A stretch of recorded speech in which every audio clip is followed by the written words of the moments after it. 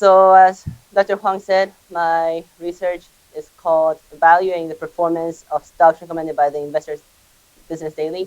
And before we go on, I just want to see like if any of you know what a stock is. Have you heard of the word stock? Okay, so we're good. We're good, right? All right. So let me tell you a little bit about the title, so you know what I'm going to be doing. Um, so basically, there's this entity called the Investor Business Daily. I'm going to explain you a little more about them in a second, and they recommend stocks to the public. And what I'll be doing is like I'm going to that track back what they did and look at those specific stocks and see how those stocks did, and basically analyze and say whether or not they were good recommendations or bad recommendations. So having said that, what's the point of doing this? Why do I do that? What's the point of me doing all this work and say whether or not they did good recommendations or pretty bad? Well, this is the reason why. This is called the efficient market hypothesis, and it's a little complicated idea for even for finance majors, but this is a quote from Dr. Malkiel, and basically what it is that it believes that the stock market, is so efficient in reflecting information about specific stocks and the whole stock market that when new information is given to the public, that information is adjusted into the price like without delay.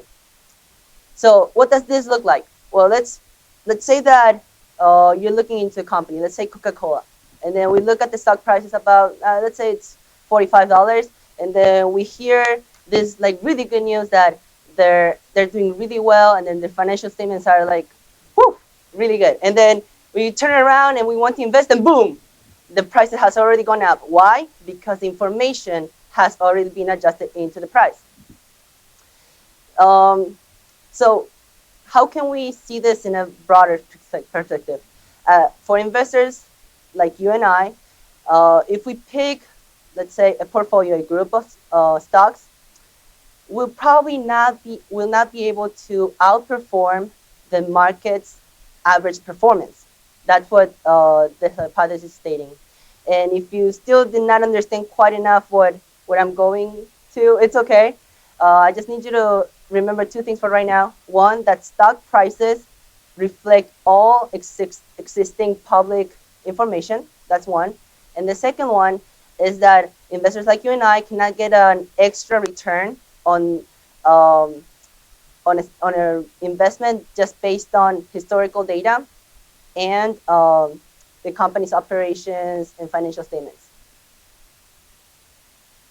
All right, so now let's talk a little bit about the IBD. The IBD is an investment newspaper. You can find it in any public library. And what they do is they have a lot of different investment tools, and it's a really good source for you to get educated in the stock market. But the one that we're going to focus today is the IBD 50. This is a list that is released every Monday, sometimes Tuesday, but it's weekly. They give you 50 recommendations of stocks that you should be looking at. So if the efficient market hypothesis holds to be true, then there wouldn't be a way that this 50 stocks that the IBD is presenting to be able to outperform the market. Does that make sense? Because they form a portfolio of their own, then they give you here. This is the portfolio that I'm suggesting you to invest, and they wouldn't invest it if they're not going to perform well. But then if the market is doing better than that, then we know that the efficient market hypothesis holds to be true. So how am I going to do this? How can I quantify this? How can I look for information? First of all, I went to the library, to the Fairfax County Library. I haven't been there ever since, but okay. So if you go there, they redirect you to the IBD. You have piles of newspaper. I checked the ones that had the IBD 50, and I looked at the oldest ones that I could get. And those were the ones from April 7th and April 14th of 2014. By collecting all this information, I got information from 64 companies, and I know I'm not I'm not challenging with math. I know 50 plus 50 is not 64, it's 100. But however, if they give you 50 different recommendations every week, then like that newspaper is losing credibility. Some of the good companies stay there for a really long time. So 64 is the number for like the first 50, and then for the remaining 14 that were not in the first list. And some of the companies that you might recognize in these lists are FB. Anybody knows what FB stands for? FB. It's a ticker number. FB. Anybody? Shout it out. Facebook. Facebook. Thank you. UA stands for Under Armour. Course. Under Armour. Uh, I think United thing is URI. It's okay. It's not part of the thing. The third one is course. Maybe the ladies will know. Goes like this. And the third one, CMG. We eat it for lunch usually. Chipotle Mexican Grill. Right. So what do? So first of all, I get all these companies, and then I calculate their return.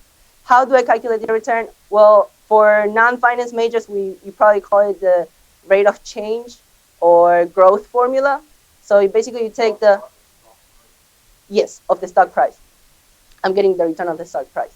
So what do? I look for the final price, I subtract the initial price, and I divide it by the initial price. And I multiply that by 100 to get the percentage value. And what do I do with that? Basically, first of all, I do it in one month, 3 months, and 6 months period. In order to do this, because I don't want to be biased, I want to have a good perspective of how this works in the shorter term to longer terms. So first of all, we said that the efficient market hypothesis is comparing with the market. So I went out there and then I looked for every single company that is listed in the market, and I got a average. Anybody can believe me? No, right? Because it would take me about like I would have to buy Yahoo Finance to do that, right? So I didn't do that. So another way that you can actually get a very good sense of what the whole market is by looking at a market index. For those of you who don't know what a market index is, it's a group of stocks that reflect as accurately as possible what the market looks like. One of the market indexes that I used was the S&P 500, which consists of 500 companies, hence the name, that is out there. It's a market index. And I did the same thing. I looked for the returns for 1 month, 3 months, and 6 months. And I'm going to compare those to the ones from the IBD portfolio. So I'll give you a question. See, if the efficient market hypothesis holds to be true, then we said that there is no way that the IBD can outperform the market. So then the returns of the IBD 50, do you think will be greater or less than the ones from the S&P 500? Same? Anybody wants to do it again? We should say that it's less actually. If the efficient market hypothesis holds to be true, there is no way that the IBD can outperform the market. Therefore, the returns of the market are actually higher than the ones from the IBD. I didn't want to be biased, so I put another market index, is the NASDAQ, and I did the same exact process. And this is one method that I used. Another method that I used to evaluate whether or not the IBD is actually outdoing the market was by looking at the expected return. And the expected return just, it's a pretty complicated idea, but let's think about it this way. If I have let's use Coca-Cola again. If I have Coca-Cola stock, the expected return is answering the question, in 1 year, how much return would I expect from you for me to invest? How much would be worth for me to invest in you today? And we get this expected return by looking at the CAPM formula, or capital asset pricing model. And it's we can see two parts for this formula. One of them is the risk-free rate, which can be found in the Federal Bank Reserve website. And then the second part is the market premium times the relative volatility of each stock. And I'm not going to get very, very into this because it's a pretty complicated idea and formula. But first of all, just to get it very simple, the first part illustrates the return that I request from the time that I hold your investment. And then the second part is for the risk that I have to bear by buying your stock from your company. All right, so ready to see this? Okay, so when we compare actually the returns from the IBD to the returns from the S&P 500 in the 1 month, 3 months, and 6 months, we see that in the first month, the S&P 500, in other words, the market, outperformed the IBD portfolio by 1.1%. In the 3 months, we see actually that the IBD outperformed the market, and in the 6 months, the market outperformed the IBD portfolio. Now, one thing that I realized while I was looking at this again was that if you see from 1 month to 3 months from the market, it only changed 5%, 5%, right? However, the IBD changed by 10%, twice as much. And then when from 3 months to 6 months, it only went down by 2 points. Actually, for the IBD, it went down by 10 points. So you see how this portfolio has so much volatility and has so much risk. Right.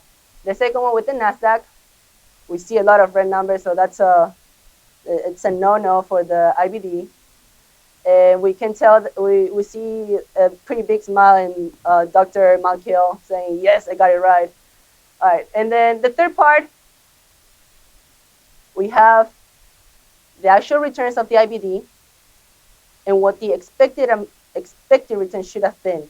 So basically what we're saying is that the market is looking at the IBD's portfolio and saying, well, in 1 month, I expect you to give me 3.04% of my money back. However, they only did 1.22. For the 3 months period, they actually did 10%. We are expecting 10.76%. They did a little more, over 11, so actually they outperformed the market. And in the very last one, you see they were expecting close to 7%, but then they didn't even bring 1% back in those 6 months. So if we see this in a summary altogether, we see the S&P 500, the NASDAQ, and then the expected value that came from the capital asset pricing model. We see a lot of red numbers. We see a lot of negative. This means that the IBD was not able to perform the market in a very broad perspective. All right, so what is the significance of my study in the field of finance? First of all, it supports the efficient market hypothesis with real-world data. It's not just theory anymore. We actually went out and looked at numbers that are actually happening with the prices that are actually being traded. And it supports Dr. McHale. Number two, it suggests that for investors like you and I, and even the newspaper, it's really, really hard to beat the market.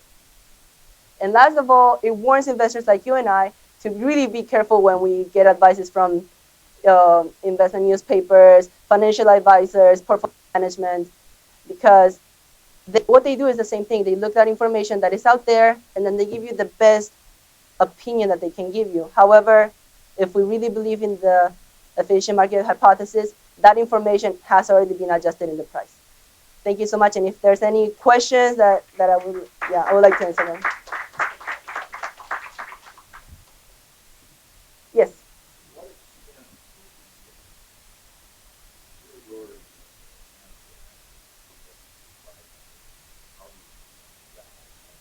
Well, I'm not sure about that. Okay. There's 500, and there's a lot more than 500. Yeah. Yeah. This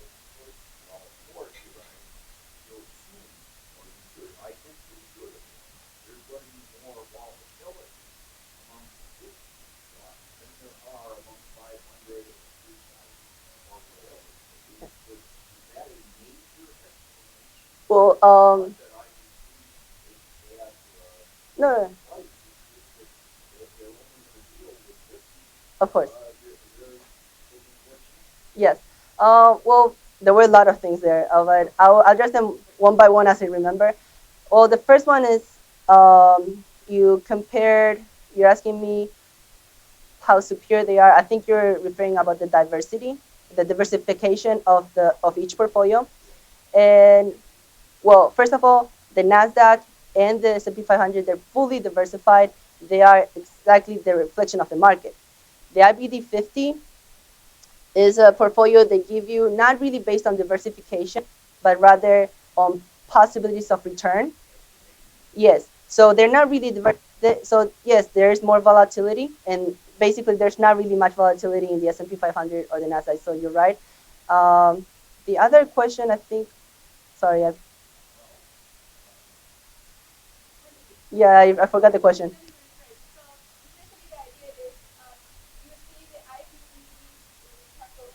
Yeah.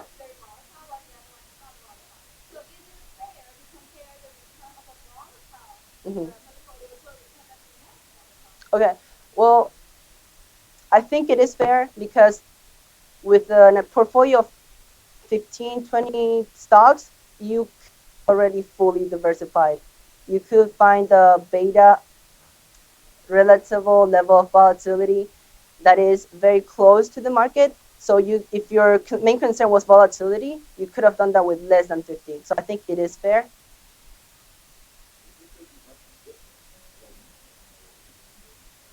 Yes, I think. Uh-huh.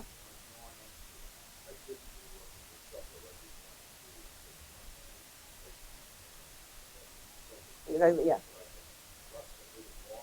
Yeah.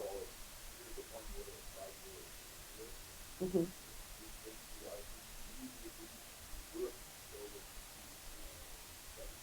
I would have I would have loved to have longer periods. However, they only have 6 months of the IBD in the library, so, so that's why the longest I could go was 6 months. But actually, in my opinion, if you go to 1 year, in 3 years, 5 years, I will actually see the market outperforming the IBD. Yes.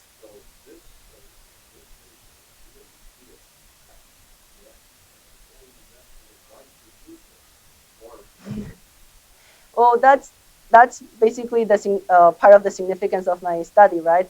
You have to really be careful. Just because I tell you, okay, the market will outperform any advisor that you go and see, doesn't mean that you will stop from going to them, right?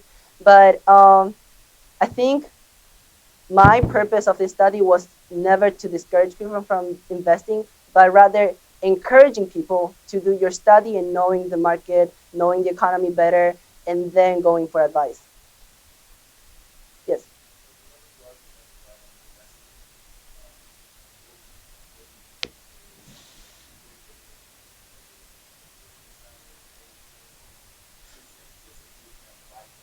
Um, okay, I got your question. It's a really great question. That's actually the first question that I asked Professor Huang when we started this study. But yeah, there are a lot of people that outperform the market every year, right?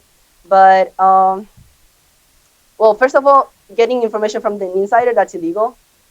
So that's not an option. Uh, but I think some people, as I told the gentleman over here, investment for me goes beyond the numbers. So that's why like I never wanted to discourage you with this. It's really getting, these numbers are a hurdle that you have to pass and then do extra. Like you look into the company and you look at their character, you look at their personality. Are they doing the right things? Do you see them contributing to the society? Where do you see them in 10 years? You look at those kind of things more rather than just the numbers that are happening in the last 3 years. I don't know if that fully answered your question. Yeah. Yes.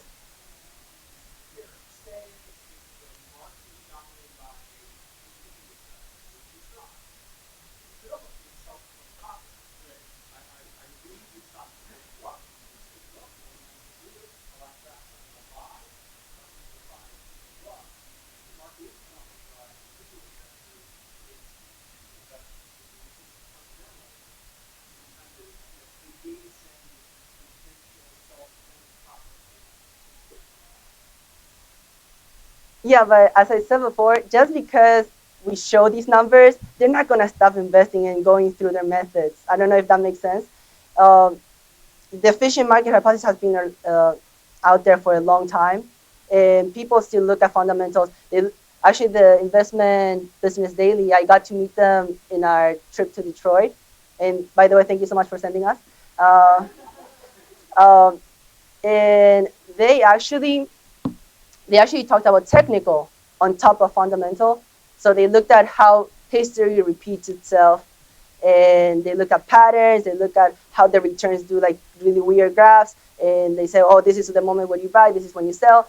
But and even though you show them these numbers, hey, look, the market is gonna outdo you like every day, and then it's like, okay, but we believe in this philosophy. This is how the way that we invest, and they're not going to stop investing the way they do.